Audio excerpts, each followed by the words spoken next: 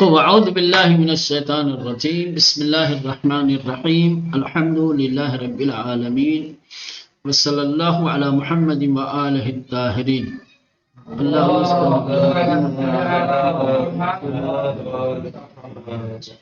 خوب ایک نئے اور جدید سورہ کا آغاز کرنے جا رہے ہیں۔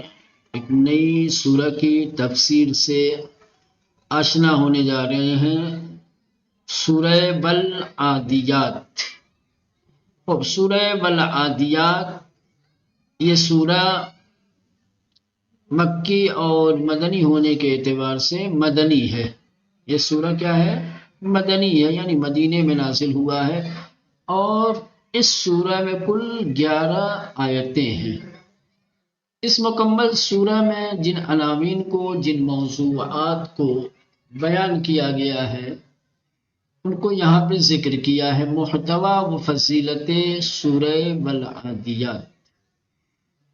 در ان کے ان سورہ در مکہ نازل شده است یا در مدینه، درمیان مفسران سخت گفتگو بسیاری آن را مکی شمردند، در حالی که جمعی آن را مدنی میدانند. کوتاه بودن مقطع آیات و تکیه بر سوگندها همچنین تکیه بر مسئله معاد قرائنی است که مکی بودن سوره را تایید میکند. مولانا بہت سارے سوروں کی طرح اس سورہ کے سلسلے میں بھی اس بات کو لے کر کے شدید اختلاف ہے کہ یہ سورہ مکے میں نازل ہوا ہے یا مدینے میں نازل ہوا ہے۔ موجودہ قرآن مجید میں اگر آپ دیکھیں گے تو اس سورہ کو مدنی کہا گیا ہے، ٹھیک؟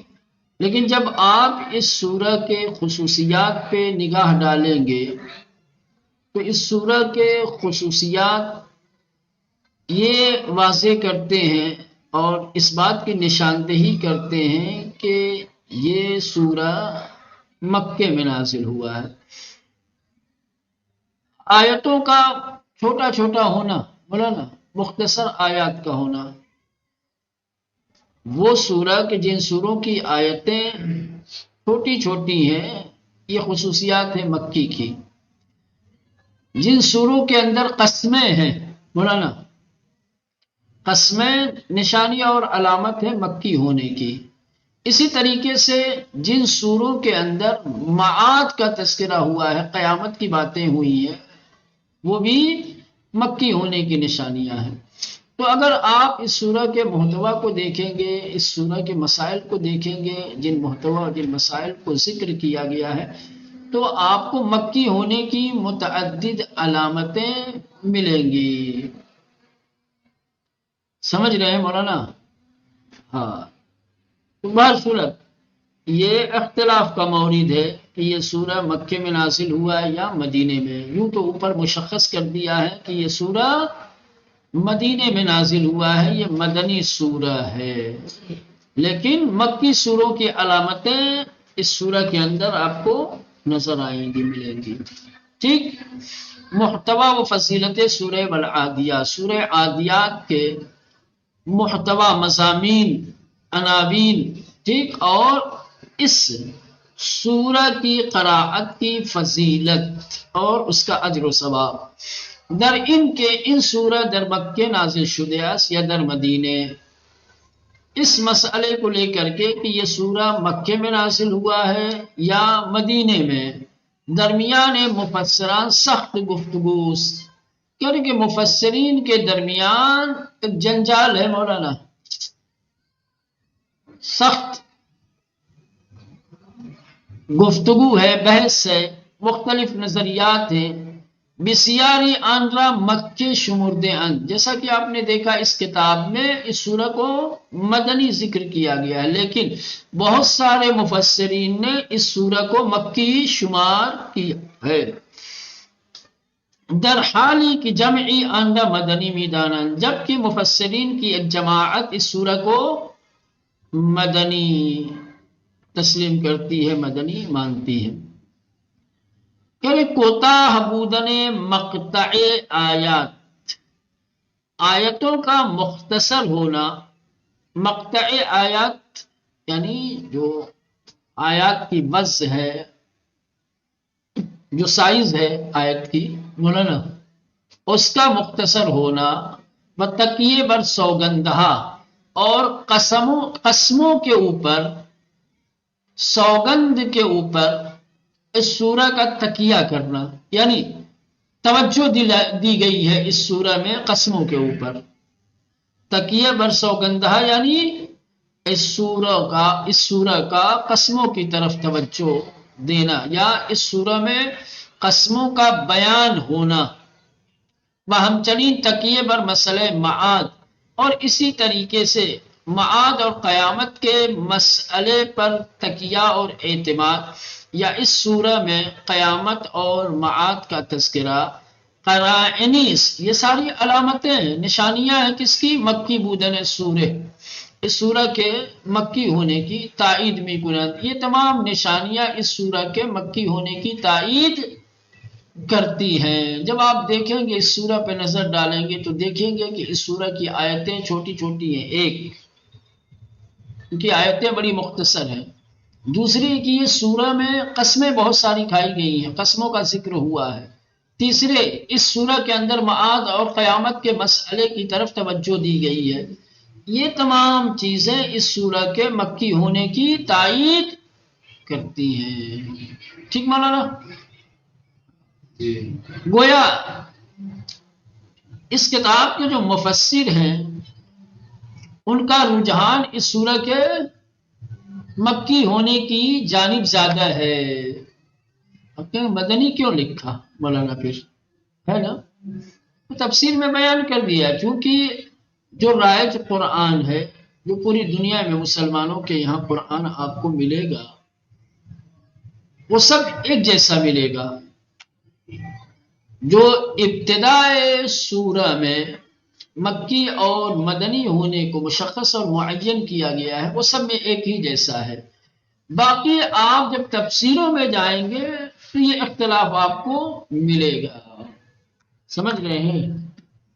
اس کی وجہ یہ ہے کہ تمام علماء اور مفسرین نے اس بات کی کوشش کی ہے کہ تمام سوروں کو مکی اور مدنی ہونے کی حیثیت سے ایک جیسا بنایا جائے تاکہ حفظ و قراءت میں، ایڈریس دینے میں کسی طریقے کا اختلاف مولانا نہ ہونے پائے. باقی تفصیلات جاننے کے لیے تفسیر کی کتابیں ہیں. سمجھ رہے مولانا؟ وَإِلَّا اگر تمام مثلا کی جو دنیا میں قرآن ہے ان کے نسخوں میں اختلاف ہوتا، ایک میں مکی لکھا رہتا ایک میں مدنی لکھا ہوتا، تو آپ کچھ کہتے میں کچھ کہتے. ہاں، اب تفسیر کی بحث میں آ کر کے اختلاف کرنا ایک الگ بات ہے مولانا. سمجھ رہے ہیں؟ لیکن سوروں کے تعارف میں مکی اور مدنی ہونے کا اختلاف ذکر کرنا یہ مسائل کو اور زیادہ پیچیدہ کرنا ہے، اس سے بہت ساری مشکلیں کھڑی ہوں گی.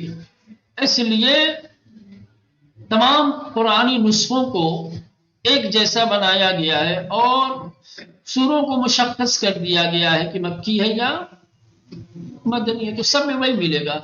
تو چونکہ تمام نسخوں میں اس سورہ کو مدنی کہا گیا ہے، لہذا انہوں نے بھی جب اس سورہ العادیات کی تفسیر جب شروع کی تو ابتدا میں کہہ دیا کہ یہ سورہ مدنی ہے. باقی تفسیر میں آنے کے بعد اس کی تفصیل سے آپ کو آگاہ کیا کہ اس کے مکی اور مدنی ہونے کے سلسلے میں شدید اختلاف ہے، بلکہ اس سورہ میں متعدد علامتیں، نشانیاں اور قرائن ایسے ہیں کہ جو اس سورہ کو مکی ہونے کی تائید کرتے ہیں. ٹھیک، چلو مولانا ایک بات ہو گئی. دوسری بات، بلے اسوء دیگر مضمون سوگندہائے ان سورہ کی تناسب زیادی با مسائل جہاد دارت. کہ دوسری جانب قسموں کے جو مضامین ہیں، جن چیزوں کی قسمیں کھائی گئی ہیں اس سورہ کے اندر، وہ زیادہ تر جہاد کے مسائل سے مناسبت رکھتی ہیں، رابطہ رکھتی ہیں. سمجھ رہے ہیں؟ قیامت سے نہیں رکھتی ہیں. بلے اسوء دیگر، لیکن دوسری جانب مضمون سوگندہ ان سورہ، اس سورہ کے قسموں کے جو مضامین ہیں کہ تناسب زیادی با مسائل جہاد دارت، کہ جو جہاد کے مسائل کے ساتھ زیادہ تناسب رکھتی ہے، مطابقت رکھتی ہے، چنانکہ انشاءاللہ مشروحاً بیان خواہد شد، جیسا کہ انشاءاللہ اس کی شرح بیان کی جائے گی. وہ ہم چنین روایاتی کی می گوید این سورہ بعد از جنگ ذات السلاسل نازل شده است. اسی طریقے سے روایات میں جب آپ دیکھیں گے تو روایتوں میں ملتا ہے کہ یہ سورہ یعنی سورہ والعادیات جنگ ذات السلاسل کے بعد نازل ہوا ہے. ٹھیک مولانا؟ جنگی کی در سال 8 میں ہجرت واقع شد و در آن گروه کثیری از کفار به اسارت در آمدن و آنها را به تنابهای محکم بستند و لذا آن را ذات السلاسل نامیدند و شرح آن در تفسیر آیت بخواست خدا خواهد آمد گواہ بر مدنی بودن این صورت. اب یہ مولانا پہلے تو سورہ کے مکی ہونے کی جو علامتیں تھیں، جو قرائن تھے، ان کو ذکر کیا. اب یہ مدنی ہونے کی جو علامتیں ہیں اور مدنی ہونے کی جو قرائن تائید کرتے ہیں، اب ان کو بیان کر رہے ہیں. سمجھ رہے ہیں؟ جی ہاں، چونکہ جہاد کے متعلق اکثر آیتیں مدینے میں نازل ہوئی ہیں، لہذا اس سورہ کے اندر جو قسموں کے مضامین ہیں ان کا رابطہ جہاد سے ہے. بس یہ ایک علامت ہے اس سورہ کے مدنی ہونے کی. بات سمجھ رہے ہیں نا مولانا؟ جی چونکہ اس سورہ کے قسموں کے مضامین جہاد سے مربوط ہیں. ایک دوسرے روایات میں جب آپ دیکھیں گے تو روایات میں یہ ذکر کیا گیا ہے کہ یہ سورہ جنگ ذات السلاسل کے بعد نازل ہوئی ہے. تو جنگ ذات السلاسل کے بعد، یہ جنگ ذات السلاسل ہجرت کے 8ویں سال میں ہوئی ہے، پھر اس کے بعد نازل ہونے کا مطلب یہ ہے کہ سورہ مدنی ہے. چونکہ ہجرت کے بعد پیغمبر کی پوری زندگی کہاں گزری ہے؟ مدینے میں ہی گزری ہے. لہذا یہ ایک قرینہ ہے، یہ ایک تائید ہے روایت کی اس سورہ کے مدنی ہونے پر. پھر تھوڑا سا اشارہ کرتے ہیں کہ یہ جنگ ذات السلاسل کیا ہے. کہہ رہے ہیں کہ ہجرت کے 8ویں سال میں یہ جنگ واقع ہوئی ہے. مولانا ہجرت کے یعنی جب اللہ کے نبی مکہ چھوڑ کر کے مدینے پہنچے ہیں تو مدینے میں 8 سال گزر جانے کے بعد، ٹھیک مولانا، اس کو ہجرت کا 8واں سال کہیں، یہ جنگ ذات السلاسل واقع ہوئی. اس میں بہت سارے کفار و مشرکین قتل کیے گئے اور زیادہ تر کو اسیر کر لیا گیا، قیدی بنا لیا گیا، اور ان کو مضبوط رسیوں سے مضبوطی کے ساتھ باندھ کر کے مولانا لایا گیا. اسی لیے اس کو کہتے ہیں ذات السلاسل. کیا کہتے ہیں؟ یہ وجہ بتا رہے ہیں کہ اس جنگ کو جنگ ذات السلاسل کیوں کہا جاتا ہے، کیونکہ کفار کی ایک بڑی جماعت کو مضبوطی کے ساتھ رسیوں میں باندھا گیا تھا، اس لیے اس کو کیا کہتے ہیں مولانا؟ جنگ کے بعد جو کفار اسیر ہوئے تھے، جن کو قیدی بنایا گیا تھا، انہیں رسی سے مضبوطی کے ساتھ باندھا گیا تھا، اسی لیے اس کا جنگ کا نام پڑ گیا ذات السلاسل.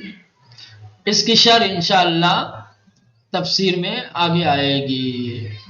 لہذا یہ دو علامتیں، دو قرائن مدنی ہونے کی تائید کرتے ہیں. ایک تو قسموں کے مضامین، دوسرے روایت جو یہ بیان کرتی ہے کہ جنگ ذات السلاسل کے بعد یہ سورہ نازل ہوا ہے. ٹھیک مولانا؟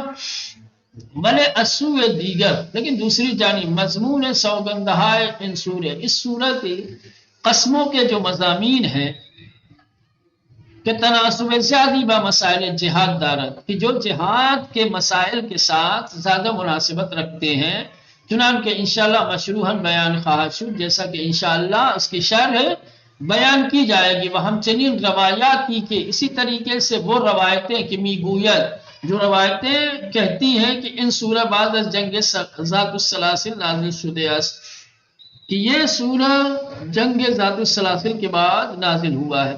جنگی کے در سال 8 میں ہجرت واقع شد، وہ جنگ کہ جو ہجرت کے 8ویں سال میں واقع ہوئی، درآن گروہ کثیر از کفار، کافروں کی ایک بڑی تعداد، ایک بڑی جماعت اس جنگ میں بے اسارت درآمدن، اسیر کر لیے گئے، قیدی بنا لیے گئے، وانہارا، اور ان لوگوں کو باتنابہا، رسی کے ذریعے سے محکم بستن، مضبوطی کے ساتھ باندھا گیا، ولذا ان ذات السلاسل نامید ان، اسی وجہ سے، اس عمل کے ذریعے سے، اس عمل کی وجہ سے اس جنگ کا نام جنگ ذات السلاسل رکھا گیا ہے۔ بشرح عند تفسیر آیات، آیات کی تفسیر میں اس کی شرح، اس کی تفصیل، ٹھیک مولانا، بخواست خدا، خداوند متعال کی مشیت اور اس کے ارادے سے خواہ داماد وہ آئے گی انشاءاللہ، بخواست خدا یعنی انشاءاللہ، انشاءاللہ اس کی تفسیر آگے آئے گی۔ گواہ بر مدنی بودن ان سورت، یہ دو باتیں مولانا، یہ یہاں سے یہ بریکٹ میں تھی یہ جنگ سلاسل والی بات، یہ دو باتیں کون کون سی دو باتیں مولانا؟ قسموں کے مضامین اور روایت جو کہتی ہے کہ ذات السلاسل جنگ کے بعد یہ سورہ نازل ہوئی ہے، یہ دو باتیں، یہ دو قرائن گواہ بر مدنی بودن ان سورت، اس سورہ کے مدنی ہونے کی شاہد اور گواہ ہے۔